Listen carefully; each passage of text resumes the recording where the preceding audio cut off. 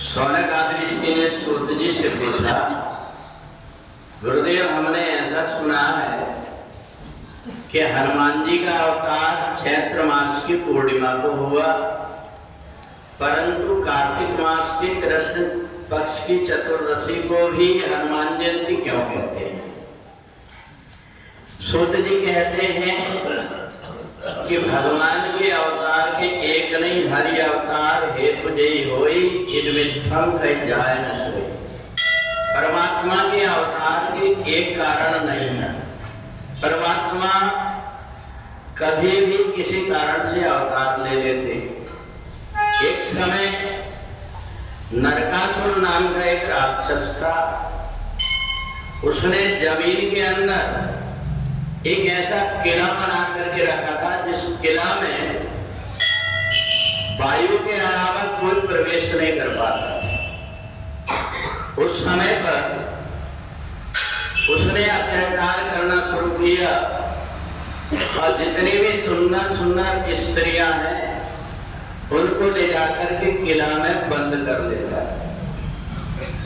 अब इधर जब द्वापर युग में भगवान का अवतार हुआ तो उस समय पर नारद जी ने भगवान से आकर के बताया कि आपकी भक्ति करने वाली बहुत सारी बालाओं को विवश होकर के किला में बंद करके रखा है, जिनका किसी को पता नहीं है और कोई व्यक्ति वहां जा भी नहीं पाता। भगवान ने सोचा कि जब कोई नहीं जा पाता और मेरा मर्यादा में अवतार हुआ है, मैंने शरीर धारण किया हूं, इसलिए नरकासुर को मारने के लिए क्या करें? तो उस समय भगवान हनुमान जी को याद किया।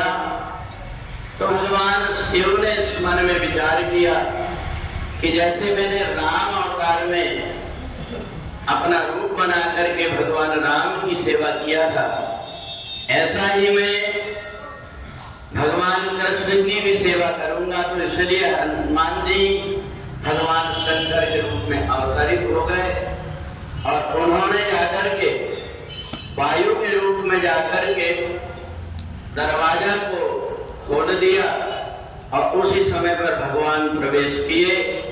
भौमासुर आदि राक्षसों को वध करके नरकासुर का वध किया। वहां अनेक प्रकार के अत्याचार वो करता था, इसलिए नरकासुर जब मरने लगा तो कहा ये बड़ा सुंदर स्थान मैंने बड़ी मेहनत करके बनाया हूं, इसलिए आप ऐसा करिए कि इस स्थान को नष्ट मत करिए। भगवान ने कहा इस स्थान को मैं नष्ट नहीं करूंगा। जो भी पापी व्यक्ति अनेक प्रकार के पाप करेगा वो इसी जगह में आकर के उसको सजा मिलेगी और तेरे नाम से ही इस स्थान का नाम नरकासुर की जगह नरक रहेगा।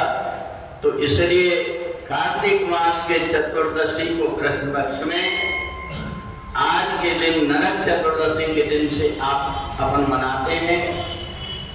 शौनक ऋषियों ने कहा, गुरुदेव जाने अनजाने में तो हर व्यक्ति से गलती हो जाती, फिर वो नरक में तो बहुत पीड़ाएं होती, 28 प्रकार के नरक, उससे छूटने का कोई उपाय बताइए। तो सूत जी ने कहा कि जो कार्तिक मास के कृष्ण पक्ष में भगवान नारायण की पूजा करेगा और नरक चतुर्दशी की कथा सुनेगा, अपने घर में यमराज के नाम से दीपक रखेगा, उसको कभी नरक में नहीं जाना पड़ेगा।